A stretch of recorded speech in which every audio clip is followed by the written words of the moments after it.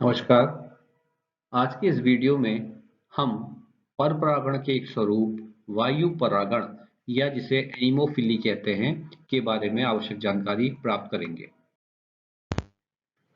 आइए सबसे पहले हम ये जानते हैं कि वायु परागण से क्या तात्पर्य है।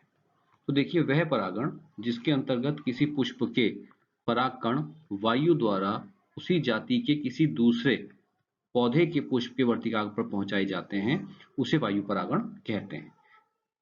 यह एक अजैविक परागण है। इसे हम अजैविक परागण इसलिए कहते हैं क्योंकि वायु क्या है, एक एबायोटिक फैक्टर है, एक अजैविक कारक है, इसलिए हम इसको अजैविक परागण के नाम से भी जानते हैं। और सामान्यतः इस प्रकार का परागण घासों में मुख्यतः होता है। अगर हम एंजियोस्पर्मी प्लांट्स की बात करें, अनावृत बीजी पादपों की बात करें, तो उनमें भी वायु परागण ही होता है। और इस प्रकार के परागण का एक बहुत अच्छा एग्जाम्पल अगर आप देखें तो चीड़ में वायु परागण को आप देखिए। चीड़ में जब वायु परागण होता है तो उसके परागकणों को हवा के माध्यम से बहुत दूर तक ले जाया जाता है और उस समय पूरे आसमान में एक पीले बादल से छा जाते हैं, जिसे हम सल्फर वर्षा या सल्फर शावर के नाम से भी जानते हैं। आप यह भी समझ के चलिए कि वायु परागण के माध्यम से जो परागकण होते हैं वो लगभग 1300 किलोमीटर दूरी तक की यात्रा कर सकते हैं।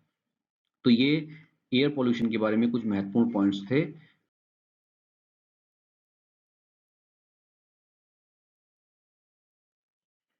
अब हम बात करते हैं परागण के लिए जो अनुकूलन है। देखिए, वायु परागण के लिए जो अनुकूलन है उसको हम तीन कैटेगरी में पढ़ेंगे।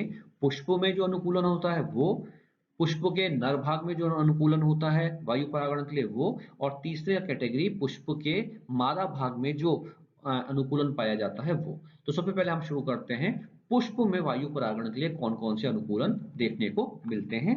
नंबर वन, देखिए, वायु परागी जो पुष्प होते हैं वो हमेशा छोटे होते हैं, आकार में छोटे होते हैं और अट्रैक्टिव नहीं होते, आकर्षक नहीं होते। इसके पीछे कारण क्या है? क्योंकि पुष्प का आकर्षक होना आवश्यक होता है कीट परागण के लिए। वायु परागण के लिए जो कीट होते हैं, पुष्प होते हैं, उनको आकर्षक होने की कोई आवश्यकता नहीं है। तो ये ध्यान रखना है कि वायु परागण के लिए जो पुष्प होते हैं वो आकार में छोटे होते हैं और अनाकर्षक होते हैं।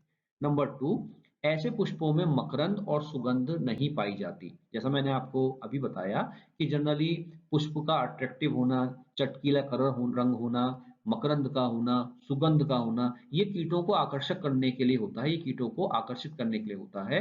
लेकिन वायु परागण जो जिन पुष्पों में होता है उनमें इस प्रकार के लक्षणों की कोई आवश्यकता नहीं होती। ये पुष्प सामान्यतः एक लिंगी होते हैं, ये हमें ध्यान रखना है क्योंकि परपरागण हो रहा है वैसे भी, तो सामान्यतः ये पुष्प क्या होंगे? यूनिसेक्सुअल होंगे, ये एक लिंगी होंगे। इसके अलावा ऐसे जो पुष्प होंगे उनमें सामान्यतः जो पुष्प खिलता है वो पतझड़ के मौसम में खिलता है, ताकि जो जनन अंग है वो वायु के संपर्क में आ सके। देखिए, जनरली जब पतझड़ होता है तो पेड़ जो होगा उसकी सारी की सारी पत्तियां क्या होती हैं? झड़ जाती हैं, जिस कारण से केवल पादप में पुष्प ही पुष्प दिखाई देगा। और ऐसी दशा में पुष्प के जो जनन अंग हैं वो सीधे सीधे वायु के संपर्क में आ जाएंगे। तो ये बहुत महत्वपूर्ण करैक्टर है कि सामान्यतः अधिकतर जो है पतझड़ के समय में ही ऐसे पुष्प खिलते हैं जिनमें वायु परागण होता है। किंतु कभी कभी सदाबहार जो पौधे होते हैं उनमें भी वायु परागण होता है, लेकिन यहाँ पे भी कंडीशन ये होती है कि जो पुष्प होगा वो ऐसी स्थिति में होगा पौधे में कि वो वायु के संपर्क में सीधे सीधे आ सके। इसके लिए जनरली एक व्यवस्था पुष्प में होती है कि इस प्रकार के जो पुष्प होते हैं वो एक तो समूह में होते हैं, ग्रुप में होते हैं। ये पुष्प वायु परागी जो पुष्प होते हैं वो अकेले अकेले सिंगल सिंगल नहीं लगते, अपितु समूहों में लगते हैं और जनरली लटकी हुई अवस्था में पाए जाते हैं। जैसे आपने कैटकिन पुष्पक्रम देखा होगा जो शहतूत में पाया जाता है। तो कैटकिन पुष्पक्रम, जैसा मैं अभी आपको डायग्राम में बताऊं, जैसे ये देखिए डायग्राम में ये लटका हुआ एक पुष्पक्रम है जिसको हम कैटकिन पुष्पक्रम कहते हैं, जो शहतूत में पाया जाता है। तो यहाँ पे अगर आप देखिए तो पुष्प क्या है? समूहों में है और लटकी हुई अवस्था में।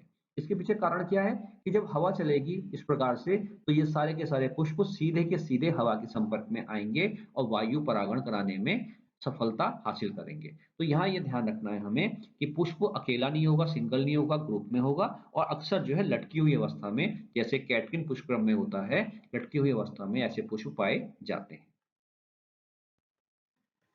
अब हम बात करते हैं वायु परागित पुष्पों के नर भाग में पाए जाने वाले अनुकूलन, अर्थात पुंकेसर में पाए जाने वाले अनुकूलन। तो ध्यान रखिए कि ऐसे जो पुष्प होते हैं उनके पुंकेसर के पुतंतु आकार में क्या होते हैं, लंबे होते हैं। आपने पुंकेसर की संरचना देखी होगी। पुंकेसर में सबसे ऊपर क्या होता है, परागकोश होता है और परागकोश के नीचे क्या पाया जाता है, पुतंतु। तो यहाँ पे इन पुतंतुओं की लंबाई क्या होती है, बहुत ज्यादा होती है। नंबर 2, जो बताया मैंने आपको कि ऐसे पौधों में क्या होता है, जो परागकोश हैं आपके, वो और जो पुतंतु हैं वो एक विशेष क्रम से जुड़े होते हैं, जिसको हम क्या कहते हैं, मुक्त दोली या वर्सेटाइल क्रम कहते हैं। तो ये ऐसे जो पौधे होते हैं, ऐसे जो पुष्प होते हैं जिसमें वायु परागण होता है, इनके परागकोश और पुतंतु मुक्त दोली क्रम द्वारा जुड़े होते हैं। आप डायग्राम में देखिए, ये गेहूं का एक पुष्प मैंने दिखाया है। इसमें अगर आप देखिए तो पहली बात, ये जो आपके पुंकेसर है, इनके पुतंतु देखिए लंबाई में बहुत बड़े हैं, इस कारण से पुष्प के बाहर निकले हुए हैं। और ये जो क्रम होता है, जिसको हम क्या कहते हैं, मुक्त दोली क्रम कहते हैं। मुक्त दोली क्रम के माध्यम से परागकोश और ये पुतंतु क्या है, आपस में जुड़े हुए हैं। मैं आपको एक डायग्राम के माध्यम से बताने का प्रयास करता हूं कि मुक्त दोली क्रम क्या होता है। मुक्त दोली क्रम में देखिए क्या होता है, जैसे मान लीजिए ये आपका क्या है, आपका परागकोश है और इस परागकोश से एक पतले से सिरे, एक इनके या एक बिंदु के द्वारा जो है ये पुतंतु क्या है, जुड़ा हुआ है। और ये जो संरचना है, ये संरचना ही कहलाती है मुक्त दोली क्रम। मुक्त दोली क्रम जनरली गेहूं में पाया जाता है, घासों में पाया जाता है और इसकी विशेषता यही होती है कि वायु के एक हल्के से बहाव में ये जो परागकोश होते हैं ये फट जाते हैं। तो ये ध्यान रखना है हमें कि ऐसे पुष्पों के जो परागकोश और पुतंतु हैं उनमें सामान्यतः मुक्त दोली क्रम पाया जाता है। इनके जो परागकोश होंगे उनमें पराग कणों की संख्या अनगिनत होती है। देखिए जनरली वायु परागण या कीट परागण या जल परागण की अगर हम बात करते हैं तो सामान्यतः जो है ऐसे परागणों में पराग कणों की बर्बादी बहुत होती है, क्योंकि जब वायु बहती है तो ये स्वाभाविक है कि एक पुष्प दूसरे पुष्प तक ले जाना है और बहुत दूरी तक ये परागकण वायु के द्वारा ले जाए जाते हैं। तो अधिकतर परागकण जो है वायु परागण के दौरान क्या हो जाते हैं, बर्बाद हो जाते हैं। तो इसीलिए हमें ये ध्यान रखना है कि ऐसे परागण के लिए जो पुष्प होंगे उनमें परागकणों की संख्या क्या होनी चाहिए, पर्याप्त होनी चाहिए, अनगिनत होनी चाहिए। साथ ही साथ परागकण छोटे और हल्के होने चाहिए, क्योंकि परागकणों को ले जाना किसको है, वायु को। और अगर परागकण भारी होंगे या आकार में बड़े होंगे तो वायु के माध्यम से ले जाना संभव नहीं होगा। तो स्वाभाविक रूप से ऐसे पुष्प के जो परागकण होंगे वो आकार में छोटे होने चाहिए और भार में कैसे होने चाहिए, हल्के होने चाहिए, ज्यादा वेट उनका नहीं होना चाहिए। इन परागकणों पर अगर पंख या रेशे पाए जाएंगे तो ये वायु के माध्यम से आसानी से ले जाए जा सकते हैं। जैसे चीड़ के परागकण की अगर हम बात करें तो आप देखिए चीड़ का ये परागकण का एक डायग्राम मैंने यहाँ दिखाया है। इसमें आप देखिए ये पंख रूपी संरचना दिखाई दे रही है। ये जो परागकण है चीड़ का, इसमें ये पंख रूपी संरचना दिखाई दे रही है। तो इस प्रकार के पंख या रेशे ऐसे परागकणों में पाए जाते हैं ताकि वायु के माध्यम से आसानी से ऐसे परागकणों को बहुत दूरी तक ले जाया जा सके। तो ये कुछ पॉइंट्स हैं जो वायु परागित पुष्पों के नर भागों में अनुकूलन के रूप में प्रदर्शित होते हैं।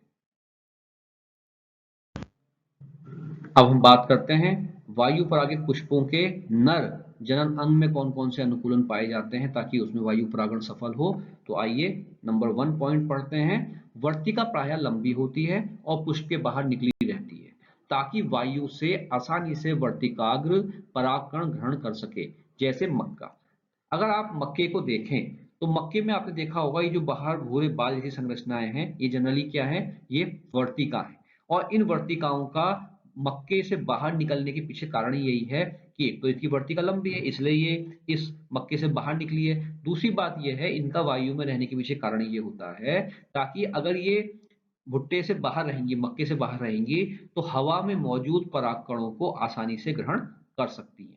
तो ये बहुत इंपॉर्टेंट पॉइंट है एयर पॉलिनेशन के लिए कि वर्तिका लंबी होनी चाहिए और वायु के संपर्क में होनी चाहिए ताकि आसानी से वायु में मौजूद परागकणों को ग्रहण कर सके।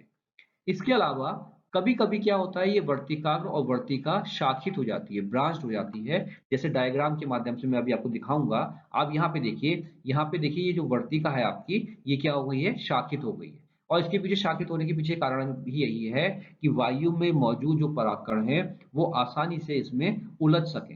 तो ये भी एक अनुकूलन पाया जाता है मादा अंगों में कि इनकी वर्तिकाग्र या वर्तिका कभी कभी क्या हो जाती है, शाखित हो जाती है। और धान में ही इस प्रकार का करैक्टर देखने को मिलता है। इसके अलावा वर्तिकाग्र पंखदार, रोमयुक्त या चिपचिपी हो सकती है। जैसे ये करैक्टर आपको बांस, घास या गन्ने में देखने को मिलेगा। इसमें वर्तिकाग्र क्या हो जाती है, रोम युक्त हो जाती है, चिपचिप हो जाती है। और इसके पीछे भी यही कारण है कि वातावरण में, वायु में अगर कोई परागकण मौजूद है तो ये वर्तिकाग्र आसानी से वायु में मौजूद उस परागकणों को ग्रहण कर सके। तो ये कुछ करैक्टर हैं जो मादा अंगों में अनुकूलन के रूप में पाए जाते हैं ताकि एयर पॉलिनेशन सक्सेसफुल कंप्लीट हो सके। मैं उम्मीद करता हूं कि इस वीडियो के माध्यम से आपने वायु परागण के बारे में आवश्यक जानकारी हासिल की होंगी। अगर आपको ये वीडियो पसंद आया तो प्लीज़ इसे लाइक कीजिए और इस चैनल को सब्सक्राइब कीजिए। धन्यवाद।